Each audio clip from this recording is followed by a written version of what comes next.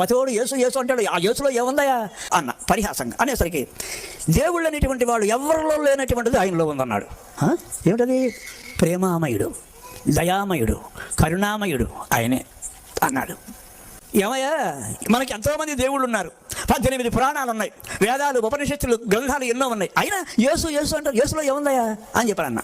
అయితే మీరు ఈ దేవుళ్ళందరినీ కూడా వీళ్ళందరినీ గురించి మీరు ప్రకటన చేస్తున్నారే, హరికథలో చెబుతున్నారే, వీళ్ళెవరన్నా మాట్లాడతారా? ఈయన మాట్లాడే దేవుడు. నాకు మైండ్ చెడింది. నేను ఎన్నాళ్ళు పురాణాలు చెప్పాను, హరికథలు చెప్పాను, నిజంగానే ఎవడూ మాట్లాడలేదు. నాకు ప్రార్థన రాదు. యేసు నువ్వు దేవుడు బట, నాకు తెలియదు, అనుభవం లేదు, కృప చూపిస్తావా అని చిన్న ప్రార్థన చేసుకునేసరికి నమ్మండి, నాకు తెలియని రీతిగా ఒక టార్చ్ లైట్ ఆన్ చేస్తే ఫోకస్ ఎలా వస్తుందో అలా నా మీదకి నిండు వెలుగు నా మీదకి దిగింది.